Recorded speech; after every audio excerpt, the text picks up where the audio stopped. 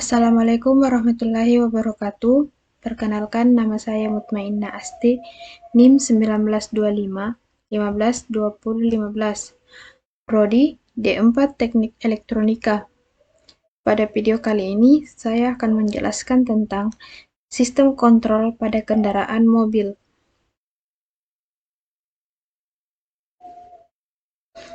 Sistem kontrol adalah sistem pengaturan atau pengendalian terhadap satu atau beberapa besaran, variabel, dan parameter, sehingga berada pada suatu harga atau dalam satu rangkuman harga atau range tertentu.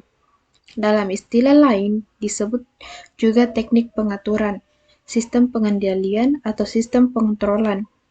Ditinjau dari peralatan, sistem kontrol terdiri dari berbagai susunan komponen fisik yang digunakan untuk mengarahkan aliran energi ke suatu mesin atau proses agar dapat menghasilkan prestasi yang diinginkan.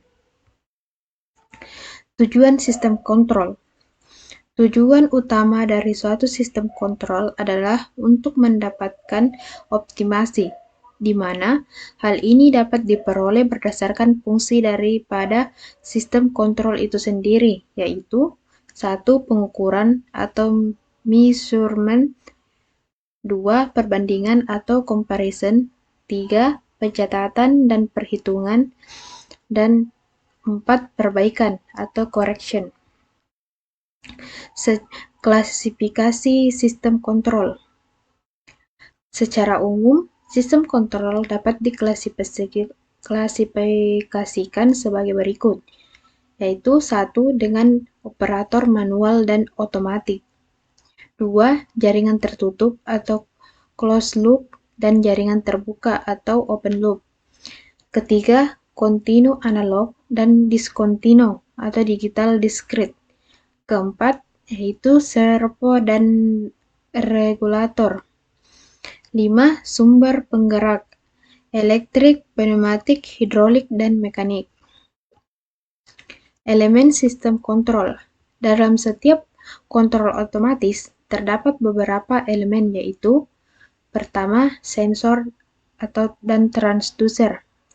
Sensor dan transducer adalah komponen yang mendeteksi keluaran atau informasi lain yang diperlukan dalam sistem kontrol. Transducer merupakan salah satu alat yang digunakan untuk mengubah besaran non-listrik seperti mekanik, kimia, dan lain-lain menjadi besaran listrik atau sebaliknya.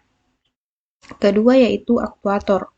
Aktuator adalah suatu peralatan yang dapat mengubah sinyal kontrol menjadi sinyal aksi untuk suatu plan. Kemudian yang ketiga yaitu controller. Controller adalah komponen atau alat mekanis atau yang lain yang mampu mengolah data masukan dan membandingkan dengan data hasil keluaran berdasarkan referensi yang dikehendaki untuk dikeluarkan yang kemudian diubah menjadi sinyal kontrol. Kemudian, jenis-jenis sistem kontrol dalam otomotif. Yang pertama yaitu sistem kontrol mekanis. Sistem kontrol mekanis sebagai suatu sistem kontrol yang memakai beberapa bahan mekanis untuk kontrolernya. Hukum yang memicu konsep kerja kontroler mekanis ialah hukum kedua Newton, yakni F sama dengan M kali A, dengan F sama dengan gaya, M sama dengan massa, dan A sama dengan percepatan. Sebagai contoh, sistem kontrol mekanis dipakai dalam sistem kontrol pengaliran bahan bakar, karburator, dan injeksi. Yang kedua yaitu sistem kontrol pneumatik. Sistem kontrol pneumatik sebagai sistem kontrol yang memakai daya dari fluida yang berupa gas atau udara. Udara dan gas memiliki pemanfaatan dan bisa dipenuhi ruangan yang ada. Sistem kontrol pneumatik memanfaatkan rumus F sama dengan PA, atau dalam kata lain, untuk bikin style tertentu, F memerlukan penekanan dan luasan penampang tertentu di dunia otomotif. Kontrol pneumatik sering dipakai sama dalam rem angin, shock absorber, tipe air suspension, dan sebagainya. Jenis-jenis sistem kontrol dalam otomotif yang ketiga yaitu sistem kontrol hidrolik. Sistem kontrol hidrolik hampir serupa dengan sistem kontrol pneumatik. Perbedaannya cuma dalam pemakaian fluida, yakni berupa cair atau minyak pelumas. Tetapi karakter sifat positif hidrolik seperti keakuratan, kecepatan, dan style yang dibuat hingga membuat sistem kontrol ini sering dipakai. Di samping itu, faktor keamanan membuat sistem kontrol ini kerap dipakai khususnya dalam industri otomotif. Dalam industri otomotif, sistem kontrol hidrolik digunakan pada sistem kontrol rem, sistem setir, kopling, dan lain-lain. Yang keempat yaitu sistem kontrol elektronik. Sistem kontrol elektronik sebagai sistem kontrol yang telah memanfaatkan teknologi dalam sektor elektronika. Pada sistem ini, ada banyak komponen misalnya sensor, pengkondisian signal, mikrokontroler, memori, driver, dan aktuator.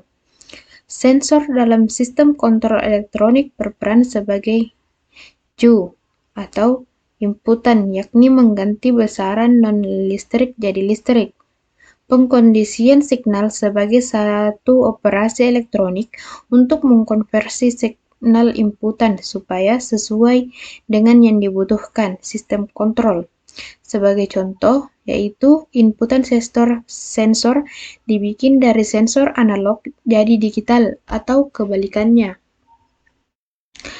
Kemudian yaitu jenis-jenis sistem kontrol dalam otomotif. Seperti pada gambar di bawah, yang pertama yaitu sistem kontrol temperatur ruangan setir mobil. Yang kedua yaitu sistem kontrol setir dan kecepatan ideal. Selanjutnya, fungsi sistem kontrol dalam otomotif.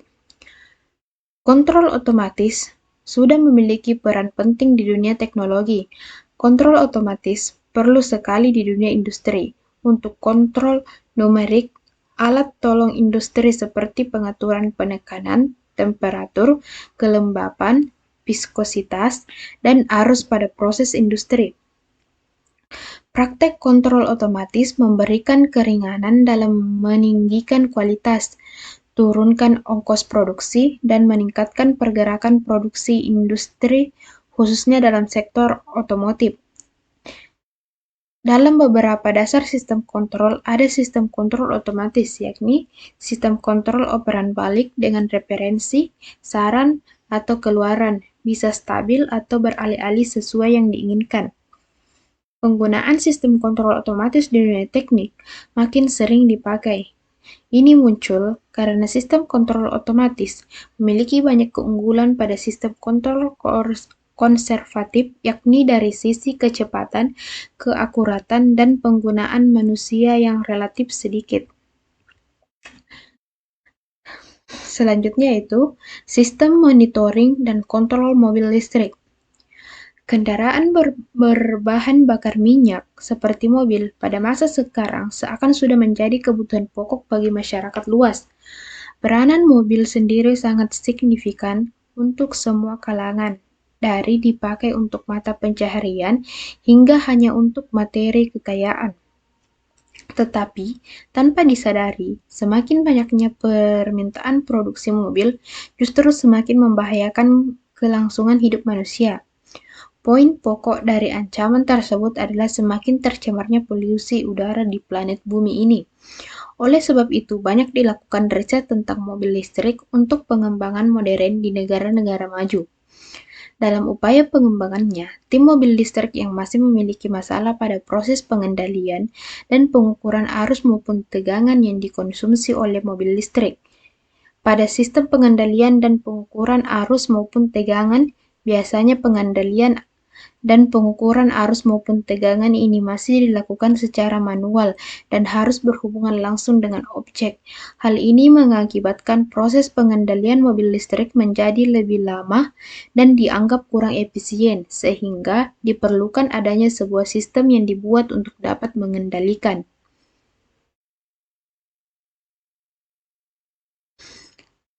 Itulah yang dapat saya sampaikan. Terima kasih. Assalamualaikum warahmatullahi wabarakatuh.